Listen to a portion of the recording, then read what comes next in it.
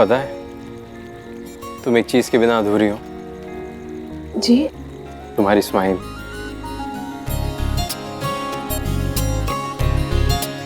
Sir आपका anniversary cake. सुनिए, ये हमारे लिए नहीं है। मैम सर ने आपके लिए सरप्राइज प्लान रखा था और ये केक भी उसी का ही हिस्सा है। Thank you ma'am. Thank you sir. अरे सुनिए,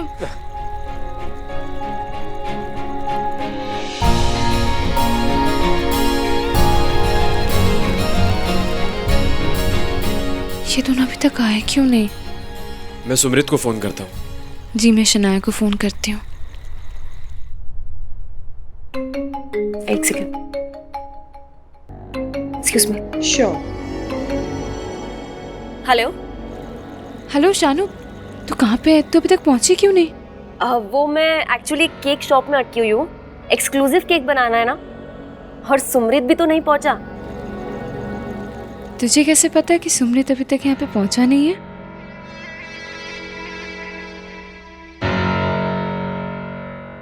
मैं बता नहीं रही हूँ, मैं पूछ रही हूँ तुझसे। और वैसे भी सुमृत आ गया होता तो वो मुझे मैसेज ही कर देता ना। अरे पहुंच जाएगा वो। तू जल्दी आ जाए यहाँ पे। हाँ ठीक है, okay bye. Hello Shanu, hello. अरे सुमृत का फोन नहीं लग रहा। मेरी अभी शनाया से बात हुई, उसने कहा कि वो बस आती ही होगी।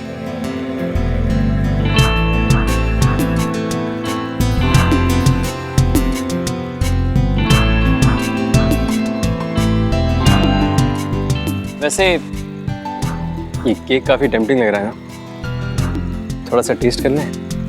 नहीं नहीं नहीं नहीं।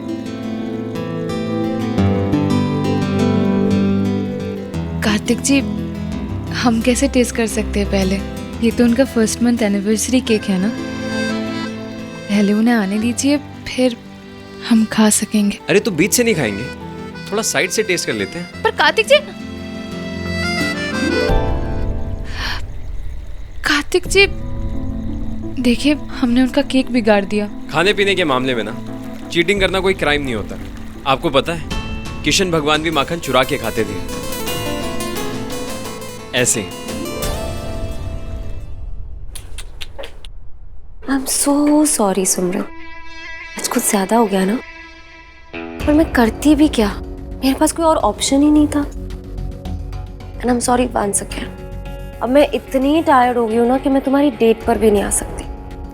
सॉरी। एक्सक्यूज मी, आपको मेरा एक काम करना होगा। मेरे जाने के 1 घंटे बाद ना ये दरवाजा खोलना होगा, ओके? ध्यान रखना। बाय सुमृत। सर जैसा आपने कहा था कि केक कटते ही रेड रोजेस। पर ये सब मैंने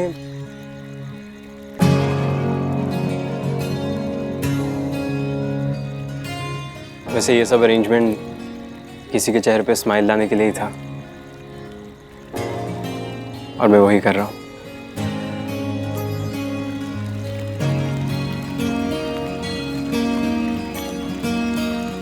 miss Purnima Arora, this is specially for you.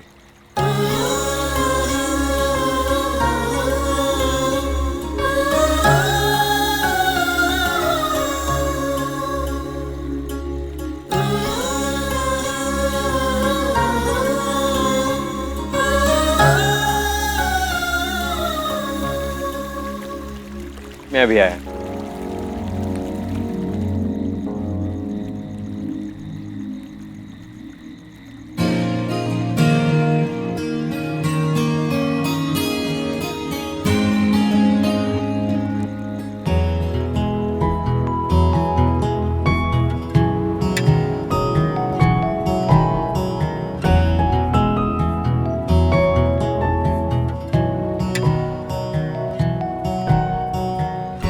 Kartik जी, आज तो आपने मुझे सरप्राइज ही कर दिया।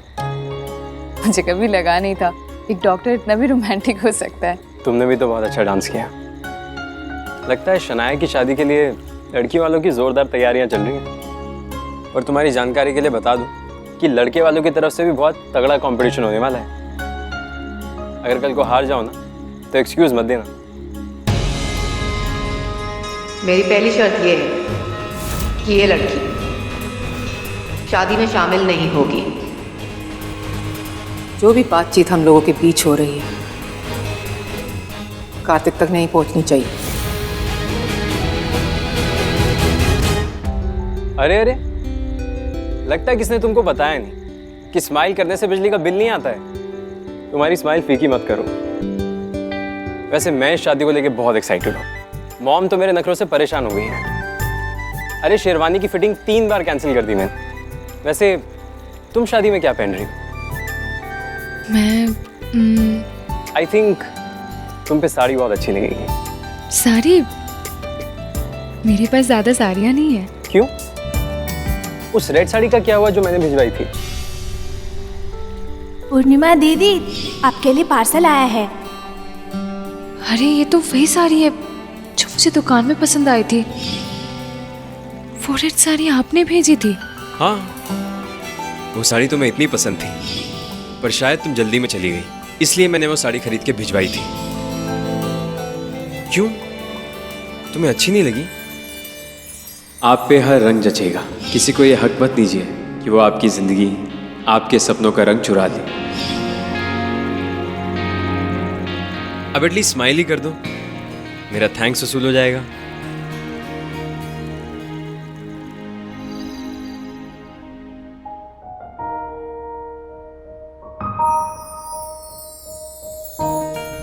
आई थिंक तुम पे साड़ी बहुत अच्छी लगेगी। मेरे पास ज़्यादा साड़ियाँ नहीं है।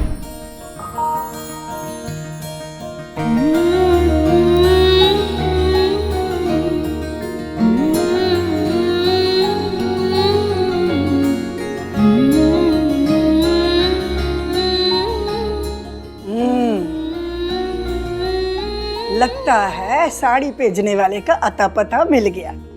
ला के दित्ती पुत्र, बहुत सोहनी लगदी सी, रख ले। जी, मुझे भी ना ऐसा ही लगता है। आज से ना मैं साड़ी पहना करूंगी। इक्को दिन में इतना असर? मेरा पक्का अंदाजा है उसने जम के तारीफ की थी तेरी।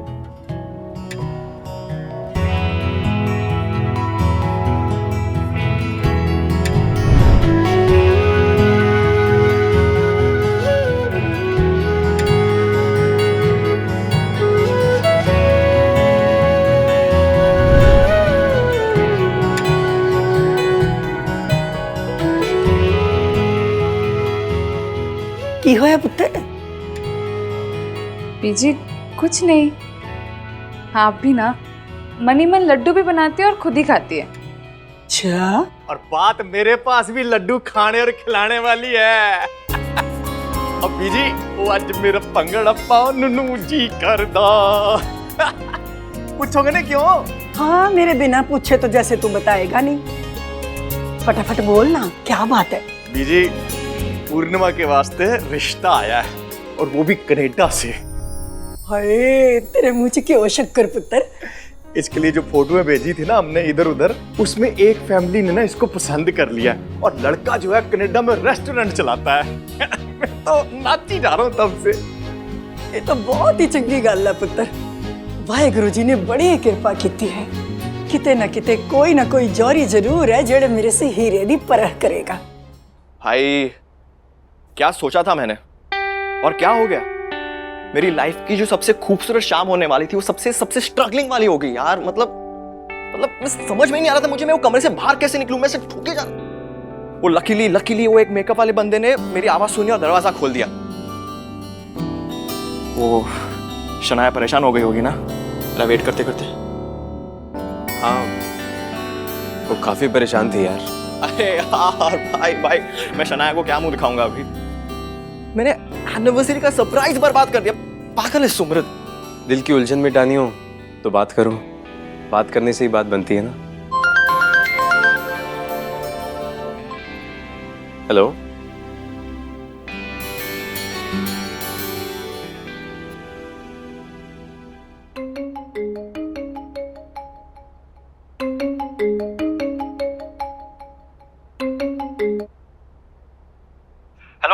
Hello baby, baby I am so sorry, I am really really sorry baby. Baby तुम्हारी तुम इतना लो साउंड क्यों कर रही हो? तुम सोई हुई थी क्या?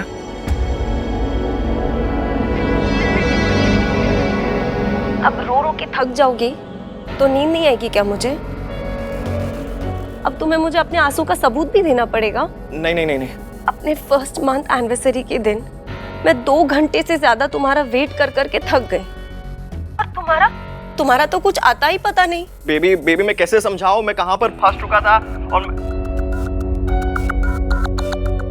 फोन कट कर दिया। वो बहुत नाराज हो गया यार मुझसे। और दिखाओ हाँ? ए वाला जी हल्के रंग वाला, आपके गाढ़े रंग के बड़ा फरेगा। ओ भाई साहब तुसी दुकानदार हो की हो, केड़ा रंग किदे ते किन्ना फबेगा सानू ना दसो। ए मेरी बेटी है ना जी, ए अपने आप पसंद करेगी है पूर्णिमा, चल कर ले पसंद। ए वाला देखो जी 4000 दा है। ओ फालतू दी गल्ला ना करो, और विखाओ। ए लो जी इस तो वधिया है जी 4.5।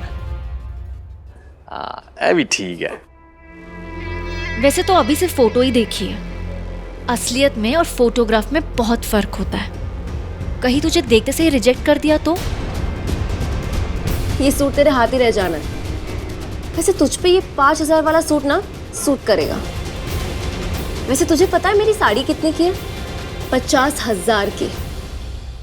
पुत्र जी आपको जो साड़ी मिली है ना वो आपको गिफ्ट में मिली है, और ये जो 5000 का सूट है ना, ये सूट इसके बाप की गाड़ी खून पसीने की कमाई से है, और मेहनत से कमाया हुआ एक एक रुपया भी ना 1.25 लाख के बराबर होता है। तो कितने का हो गया फिर ये सूट? हो गया ना 50 लाख का। और इस सूट के साथ साथ ना इस बाप का आशीर्वाद भी है।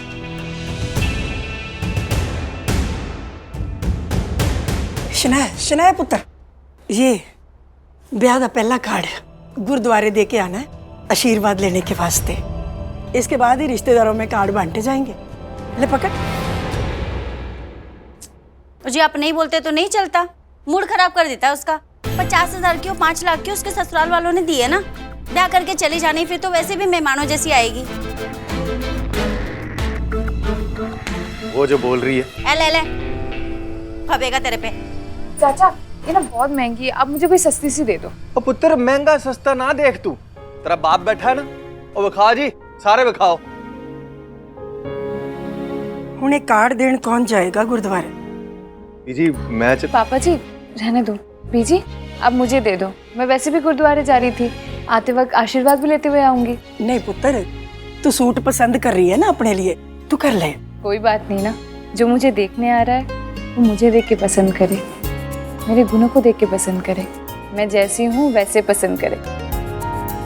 और रही बात सूट की, तो आप और पापा जी सिलेक्ट कर लो। आप दोनों जो पसंद करोगे आप दोनों के आशीर्वाद समझ के पहन लूंगी। बस ये तो हमेशा यही बोलेगी। मुझे दो। ले फड़। जी सूट ते वेख जांदी। आप पसंद कर लो पापा जी। हाँ कह तो रही है पसंद कर लो। जा।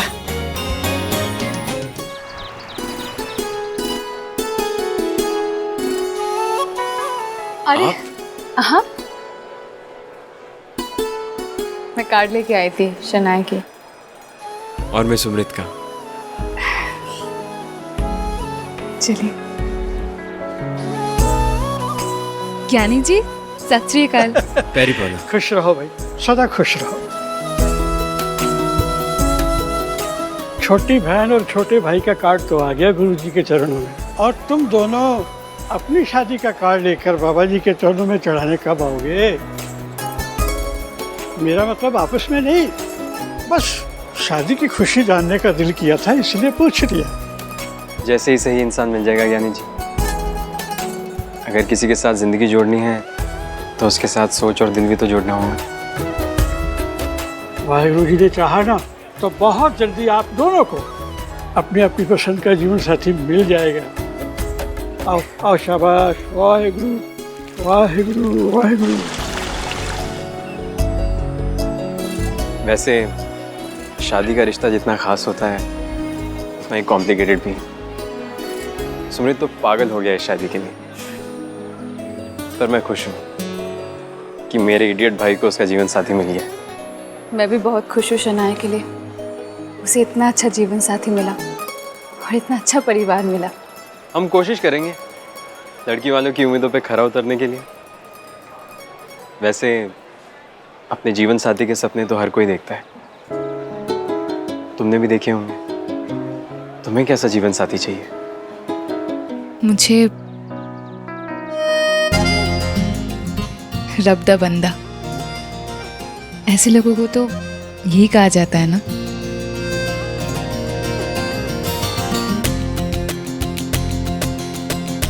कुछ लोगों को ना दूसरों की मदद करके एक अनजानी सी खुशी होती है ना। इन्होंने उस दिन मेरी मदद की। हम यूं ही कलयुग कह के ना इस दुनिया की बुराई करते रहते हैं। दुनिया इतनी भी बुरी नहीं है। रब ने ऐसे भी बंदे भेजे भीड़ में जो उनका होने का एहसास दिलाते हैं हमें। बस हमें अपनी आंखों की ये बुराई का चश्मा हटा के ना इन्हें देखने की जरूरत है। मेरे पास तो 3 एग्जाम्पल है।